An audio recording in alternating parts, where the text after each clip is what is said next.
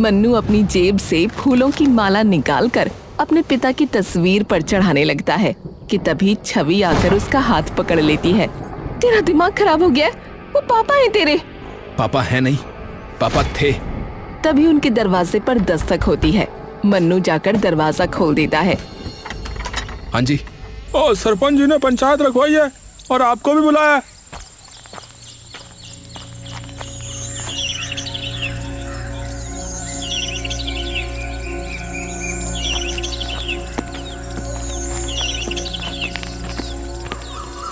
सरपंच जी, हमें बाहर मत निकालिए। आप लोगों का जो भी कर्जा है वो मैं उतार दूंगा। वो तो उतारना ही होगा, और अगर नहीं उतार सकते तो अभी के अभी गांव से बाहर निकल जाओ। और गांव में तभी कदम रखना जब तुम्हारे पास हमारा कर्जा उतारने के पैसे आ जाएं। ऐसा मत कीजिए, हम दोनों कहाँ जाएंगे? उसका मुझे नहीं पता। इन लोगों के पास भी इतना पैसा नहीं था, लेकिन फिर भी उन्होंने तुम्हारे पति पर भरोसा करके उसे पैसे दिए, और बदले में उसने क्या किया है? उसने क्या किया? पैसे लेके भाग गया। तो अभी के अभी तुम भी गांव से बाहर निकल जाओ। मन्नू और छवि बिना कुछ कहे चुपचाप वहाँ से चले जाते हैं।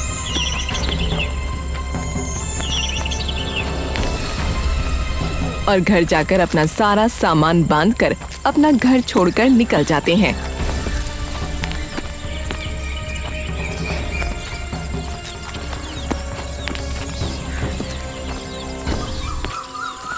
इतनी इज्जत करते थे गांव में लोग उनकी, और उन्हीं लोगों को धोखा देते हुए उन्हें जरा भी शर्म नहीं आई।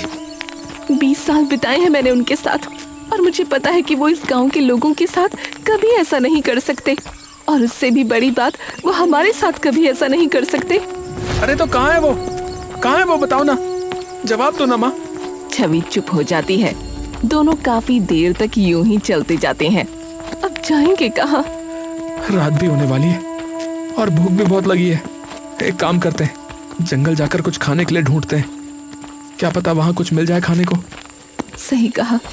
छवि और मन्नू खाने की तलाश में चलते चलते जंगल की काफी गहराई में पहुंच जाते हैं, और देखते ही देखते अब दिन भी ढलने लगता है।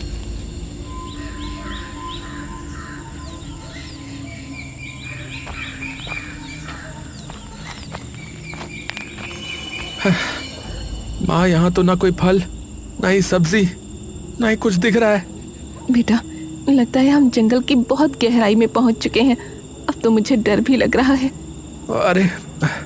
अरे चिंता मत करो माँ, मैं हूं ना।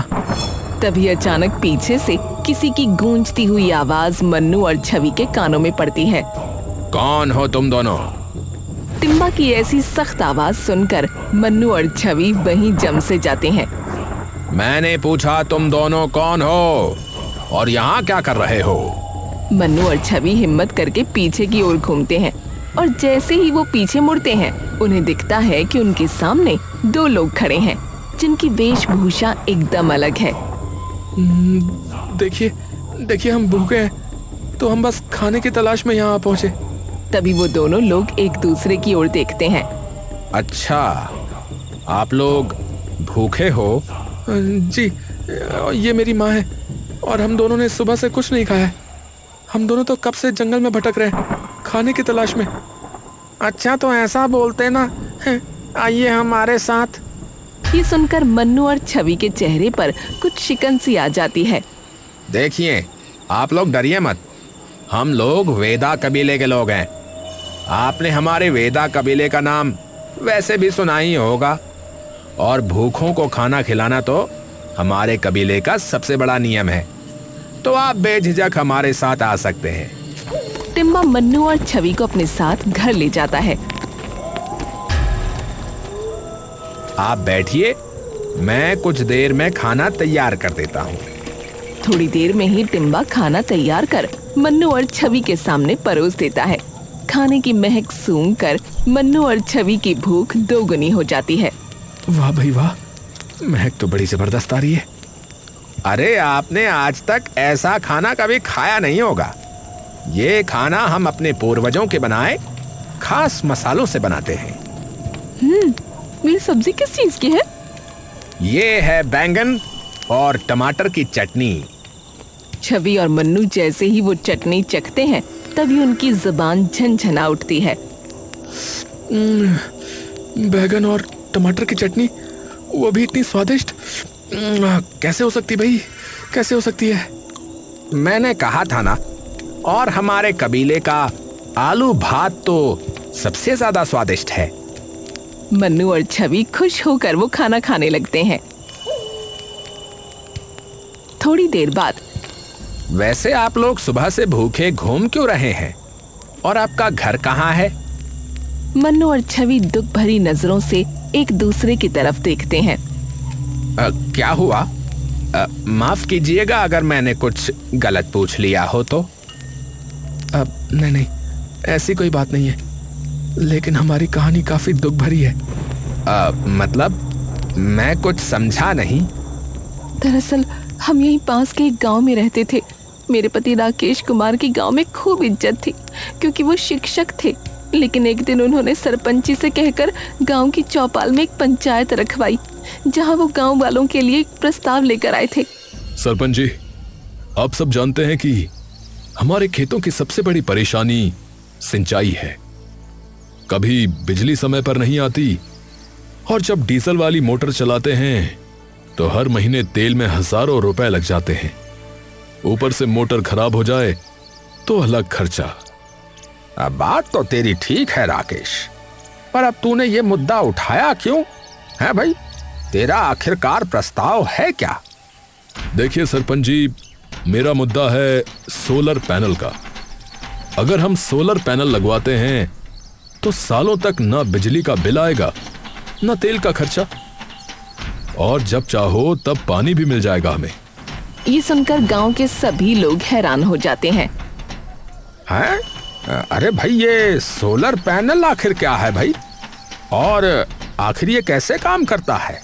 देखिए, सोलर पैनल एक तरीके का यंत्र है जो कि रोशनी को, यानी कि जो धूप आती है ना, उसको बिजली में बदल देता है। अरे भैया, अरे ये तो बड़ी चमत्कारी चीज है फिर तो। पर ये हमें मिलेगी कैसे भैया? उसकी चिंता आप लोग मत करो, वो सब आप मुझ पर छोड़ दो। लेकिन इस आधुनिक सुविधा के लिए थोड़ा पैसा लगेगा, जिसमें सभी गांव वालों को मेरी मदद करनी पड़ेगी, और इसीलिए मैंने अभी पंचायत को इकट्ठा किया है। अब कितना पैसा लगेगा? लगभग 8 से 10 लाख रुपए लगेंगे। ये सुनकर सभी गांव वाले थोड़ी देर के लिए हैरान और परेशान हो जाते हैं। देखो भाई, इस गांव में लगभग सभी लोग खेती बाड़ी का काम करते हैं, तो ये साधन सिर्फ एक इंसान के नहीं बल्कि पूरे गांव की प्रगति के लिए बहुत काम आएगा। आप सब लोगों को तो पता ही है कि हमारे गांव में बिजली की सुविधा कैसी है। 24 घंटे में से मुश्किल से शायद 8 घंटे भी बिजली नहीं आती होगी। तो बताओ, ऐसी हालत में किसान अपने खेतों की सिंचाई कैसे करेंगे जब मोटर ही नहीं चलेगी? तो इसलिए ये सोलर पैनल सबके बहुत काम आएगा। मेरी जान पहचान में एक दोस्त है जो तुरंत इसका इंतजाम करवा देगा। सभी गांव वालों को उन पर भरोसा हो गया और उन्होंने मिलकर राकेश जी को 10 लाख रुपए दे दिए। पर किसी को भी ये भनक नहीं थी कि वो सारा पैसा लेकर भागने वाले हैं। क्या वो पैसे लेकर भाग गए? हाँ, गांव वालों को लगा कि 2-3 दिन में पापा वापस आ जाएंगे, लेकिन ना उन्हें पता था और ना हमें कि उन पैसों के आगे ना उन्हें अपनी बीवी दिखेगी और ना ही बेटा। और जब उनसे ना कोई संपर्क हो पाया, ना ही कोई बात हो पाई, तब गांव वालों ने ये सुनिश्चित कर लिया कि वो उनके पैसे लेकर भाग गए हैं, और सारा इल्जाम आकर मेरे और मेरे बेटे के सिर पर आ गिरा। सरपंच जी ने हमें गांव से बाहर निकाल दिया और बस फिर हम यहाँ पहुंचे खाने की तलाश में। हे भगवान, ये तो सच में बहुत बुरा हुआ। तो अब तुम लोग क्या करोगे? पता नहीं अब क्या करना है, लेकिन जब तक हम गांव वालों का कर्जा नहीं चुका देते तब तक हम गांव में वापस नहीं जा सकते। हमारी खोई हुई इज्जत मैं वापस आपको लौटा कर ही रहूंगा, ये मेरा वादा है आपसे। पर बेटा, हम इतना ज्यादा कर्जा कैसे उतारेंगे? तभी मन्नू का ध्यान उन बर्तनों पर जाता है जिनमें उन्होंने खाना खाया था, और एकदम से उसकी आंखों में एक अजीब सी उमंग आ जाती है। माँ, क्यों ना हम अपना एक ढाबा खोलें? ना हमारे पास कोई पैसा है न रहने के लिए कोई घर, हम कैसे कोई ढाबा खोल सकते हैं? अगर हम इसी खाने को लोगों तक पहुंचाएं तो सभी लोग भाग भाग कर ये खाना खाने आएंगे। और ढाबा ना सही, एक ठेला तो ले ही सकते हैं। गांव-गांव जाकर खिलाएंगे लोगों को, और वो भी मिट्टी के बर्तनों में। पर खाना तब तक ठंडा हो जाएगा। तो खाने को मिट्टी की हांडियों में रखना, और उन हांडियों को एक लकड़ी के डब्बे में रखना, और फिर उनको घास से ढक देना, और फिर देखना 6-7 घंटे तक खाना यूं ही गर्म रहेगा। तो क्या आप बना देंगे हमारे लिए इतना खाना रोज? हाँ हाँ, क्यों नहीं। आपका बहुत बहुत शुक्रिया, ये एहसान हम जिंदगी भर नहीं चुका सकेंगे। अरे ऐसी कोई बात नहीं है। प्रेम और सेवा भाव तो हमेशा से हम कबीले वालों का मूल धर्म रहा है, और हमें तो जो भी मिलता है प्रकृति से मिलता है। तो हमारा भी फर्ज बनता है कि जब ऊपर वाला हमें इतना कुछ दे रहा है तो हम भी क्यों ना लोगों की सहायता करें। पर हम ठेला कहां से लेकर आएंगे? अरे वो तो हम में से कोई भी बना देगा। ये सुनते ही मन्नू और छवि की आंखें चमक उठती हैं। सच में? हाँ भाई।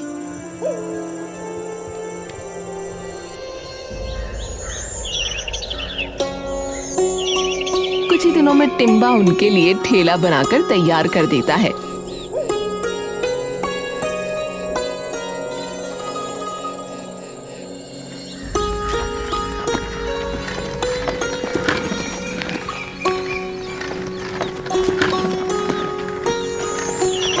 कुछ दिन बाद बस लोग आ जाएं लेने। आ जाएंगे माँ, आप बिल्कुल चिंता मत करो। थोड़ी देर में दोनों गांव में पहुंच जाते हैं और काफी देर तक यूं ही अपनी रेड़ी लेकर इधर उधर घूमने लगते हैं। अरे ले लो केले की सब्जी, आलू भात, बैगन टमाटर की चटनी। अरे ले लो, अरे आओ आओ भैया, अरे अरे आइए आइए। तभी ये सुनते ही कुछ गांव वाले उनके पास आते हैं। अरे भाई, ये सब्जी तो पहली बार सुनी है, क्या है? अरे काका, एक बार खा के तो देखो, उंगलियां चाटते रह जाओगे। हाँ, उंगलियां चाटते रह जाओगे? ऐसी क्या चीज है भैया? अच्छा भाई, जरा खिलाओ चखाओ, हम भी तो चखें, देखें कि कैसी है ये केले की सब्जी। और मुझे जरा वो आलू भात चखाना, जरा देखते हैं कैसा है। रोटी वगैरह नहीं है क्या इसके साथ? नहीं काका, अभी रोटी तो नहीं है, पर हाँ बहुत जल्दी रोटी बनाना भी शुरू कर देंगे। मन्नू उनके लिए आलू भात कटोरी में डालकर दे देता है।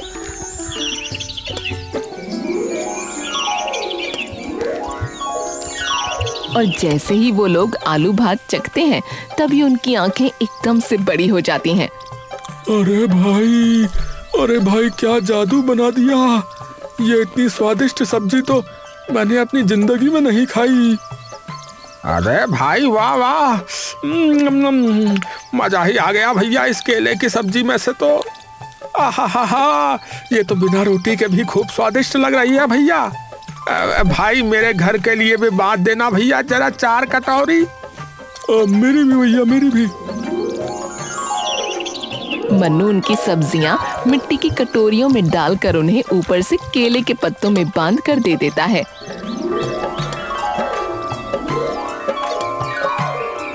अरे वाह, तुम तो बिल्कुल सारी चीजें एकदम प्राकृतिक तरीके से देते हो। बिल्कुल काका। तो कैसा रहा पहला दिन? अब इतनी बिखरी तो नहीं हुई जितनी सोची थी, पर हाँ, आपके हाथों का बना खाना जिसने भी खाया वो उंगलियां चाटता रह गया। कोई बात नहीं बेटा, आज तो पहला दिन था ना, धीरे धीरे करके भगवान की दया से बढ़िया चल जाएगा काम। अगले दिन एक और बार फिर मन्नू और छवि अपना ठेला लेकर उसी गांव में पहुंचे। लेकिन अब की बार जैसे ही लोगों ने उनका ठेला देखा तो उनके आसपास काफी सारी भीड़ जमा हो गई। अरे भाई, हम तो तुम्हारा इंतजार कर रहे थे कब से, हैं कि आओगे। और भैया, जब से तुम्हारे हाथों की बनी सब्जी खाई है मैं तो भूल ही नहीं पाया भैया उसका स्वाद। तो भाई ऐसा है कि मेरे लिए तो भैया आलू भात की पूरी हांडी कर दो भैया। हाँ। अरे बहन जी, आपके हाथों में तो जादू लगता है। मैं तो कल अपने पति पर गुस्सा हो गई कि इतने से क्यों लाए, तो मेरी भी एक पूरी हांडी कर देना। हाँ। धन्यवाद बहन जी, पर मैंने ये नहीं बनाया, किसी और ने बनाया है। ये पेदा कबीले वालों का पुश्तैनी खाना है। अरे वाह! और देखते ही देखते यूं ही शाम होने से पहले पहले मन्नू और छवि के ठेले से सारा खाना खत्म हो जाता है।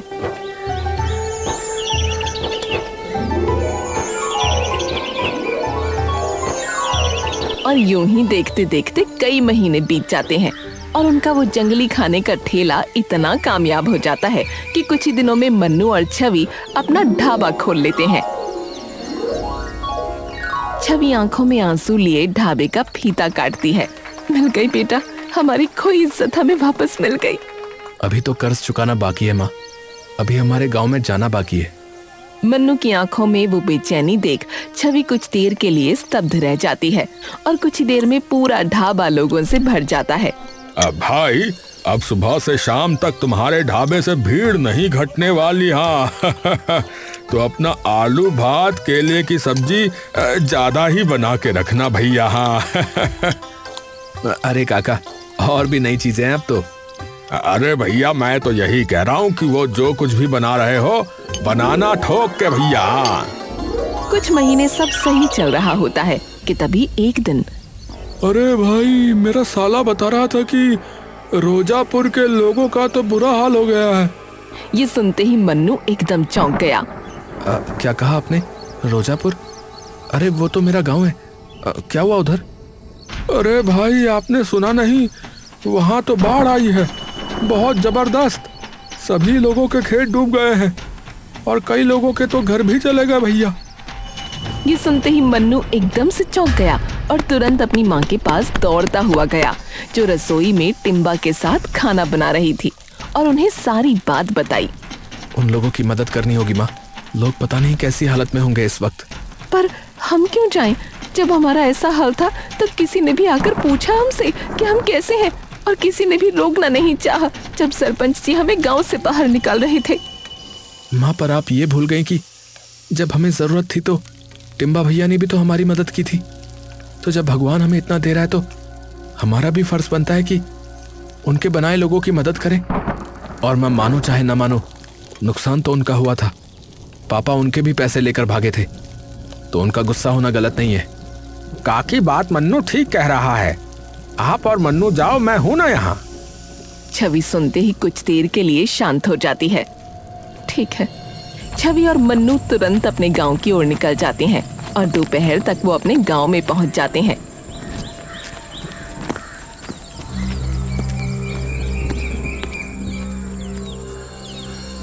और जैसे ही वो दोनों वहां पहुंचकर अपने गांव का हाल देखते हैं तो दोनों कुछ देर के लिए एकदम स्तब्ध रह जाते हैं।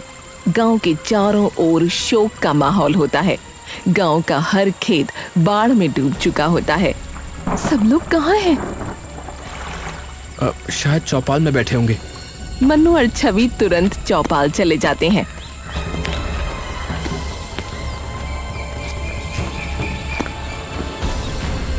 और जाकर देखते हैं पूरा गांव चौपाल पर इकट्ठा हो रखा है।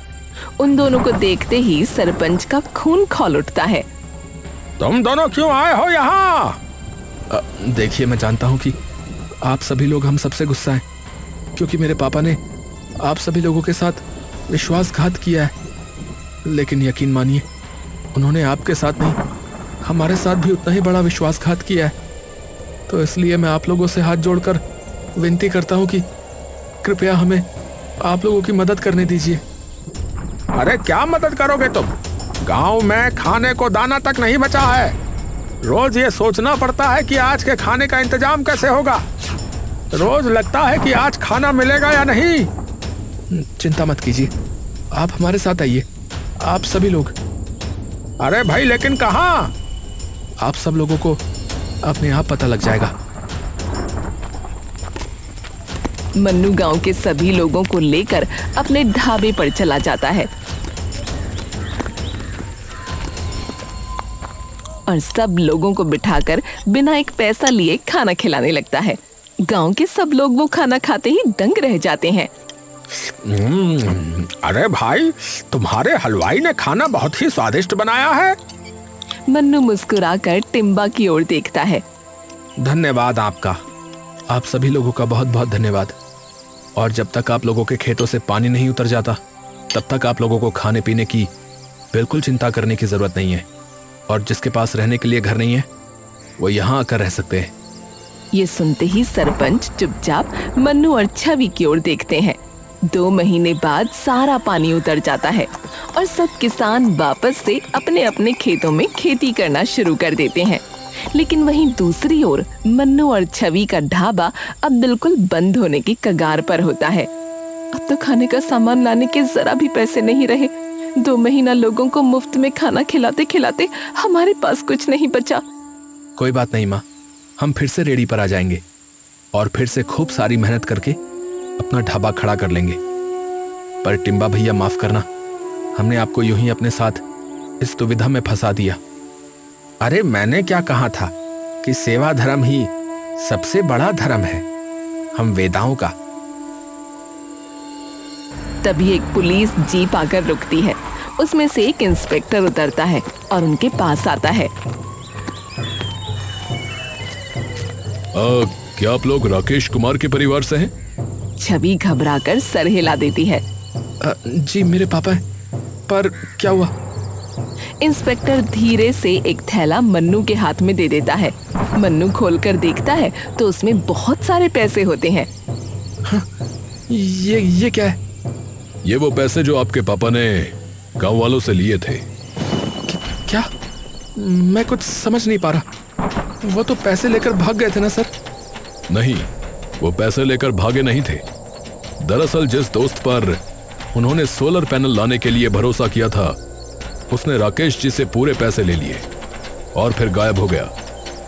और फिर राकेश जी हमारे पास आए और उन्होंने हमें सारी बात बताई। उन्होंने कहा था वो गांव वापस खाली हाथ नहीं जा सकते। तो पर हमें उस इंसान के बारे में कुछ पता नहीं लग पाया, तो उन्होंने कई जगह जाकर उस आदमी के बारे में जानकारी इकट्ठी करनी शुरू कर दी और आखिरकार हमें फोन करके उसका ठिकाना बताया। हम तुरंत वहां पहुंचने के लिए निकले, लेकिन उससे पहले ही उन लोगों को पता लग गया कि राकेश जी ने पुलिस को खबर कर दी है। इंस्पेक्टर कुछ पल के लिए रुकता है और अपनी टोपी सर से उतार लेता है। जब हम पहुंचे तब तक बहुत देर हो चुकी थी। हम उन ठगों को तो पकड़ पाए, लेकिन राकेश जी को नहीं बचा पाए। उन लोगों ने राकेश जी जैसे कई लोगों को ठगा था, तो उन्हीं की वजह से आज न जाने कितने लोगों को उनके हक के पैसे मिले हैं। राकेश जी भागे नहीं थे, वो लड़ रहे थे। ये सुनते ही मन्नू और छवि वहीं बिखर जाते हैं और फूट फूट कर रोने लगते हैं। अरे संभालो संभालो आप दोनों खुद को। वो भी ऊपर खुश नहीं होंगे आपको ऐसी हालत में देखकर। मैं उनका बेटा कहलाने के लायक नहीं हूं। न जाने क्या क्या भला बुरा बोल दिया अपने ही पिता के बारे में। आप सही थी माँ। तभी टिम्बा उन दोनों को संभालने लगता है। सबसे पहले तो आपको उनकी इज्जत और उनका सम्मान वापस दिलाना होगा उन्हें, ये सच सभी गांव वालों को बता करके। इंस्पेक्टर साहब, क्या आप खुद उन्हें ये बात बता देंगे? जी बिल्कुल। वो सब लोग गांव जाते हैं और उन्हें सारी बात बता देते हैं, जिसे सुनकर सारे गांव वाले भावुक हो जाते हैं। अरे एक बेटा है जिसने हमें बिना कुछ कहे 2 महीने तक खाना खिलाया, इतने लोगों को रहने के लिए छत दी, और एक बाप था जिसने हमारे पैसों के लिए अपनी जान दे दी। और हमने क्या किया? इन पे शक, इन्हें गांव से बाहर निकाल दिया। अरे माफ कर देना मन्नू बेटा, हमें माफ कर देना। मन्नू वो पैसे सरपंच जी को दे देता है। ये आप सभी के पैसे। ये अब तेरे हैं बेटा, इससे तू अपना ढाबा खोल नया। मन्नू चौंक कर उन सभी लोगों को देखता है और छवि चुपचाप ऊपर आसमान की ओर देखने लगती है। हमें बचाने के लिए शुक्रिया, और मुझे अकेला छोड़ जाने के लिए मैं जिंदगी भर माफ नहीं करूंगी। आप चाहे मुझे ऊपर आने के बाद कितना ही मनाने की कोशिश करो। कुछ ही दिनों में मन्नू अपना ढाबा अपने गांव में फिर से खड़ा कर देता है, पर अब की बार ढाबे का नाम होता है राकेश ढाबा।